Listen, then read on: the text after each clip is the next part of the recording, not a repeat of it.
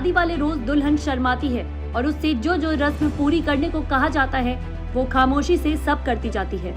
लेकिन कानपुर में एक बारात में दुल्हन ने जो किया उसे देखकर पूरा कानपुर चौंक कर खड़ा हो गया।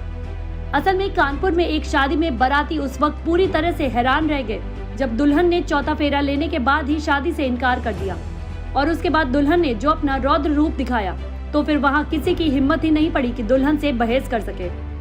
दुल्हन ने बकायदा मंडप पर चुनरी की गांठ खोली और पैर पटकती हुई वहां से सीधे अपने कमरे में चली गई।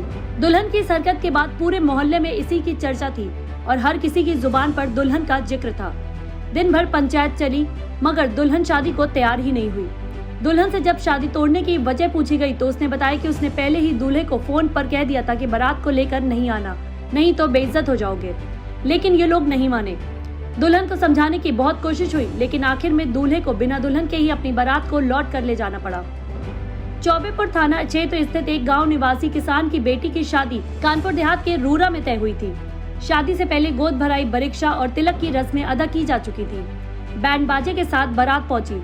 लड़की पक्ष के लोगों ने बारातियों का स्वागत किया। इसके बाद द्वारचार और जयमाल की रस्में भी हो गयी। कानपुर में बाराती उस समय हैरान रह गए जब दुल्हन ने चौथा फेरा लेने से इनकार कर दिया। दुल्हन का उग्र रूप देखकर दूल्हा समेत सभी रिश्तेदार हैरान रह गए। दुल्हन 7 फेरों की गांठ खोलकर बोली शादी नहीं करनी है। इसके बाद अपने कमरे में चली गई। पूरे दिन पंचायत चलती रही लेकिन दुल्हन शादी के लिए तैयार नहीं हुई। दुल्हन का कहना है कि मैंने फोन करके पहले ही कह दिया था कि बारात लेकर नहीं आना। दोनों पक्षों में समझौते के बाद बारात बिना दुल्हन के ही वापस लौट गई।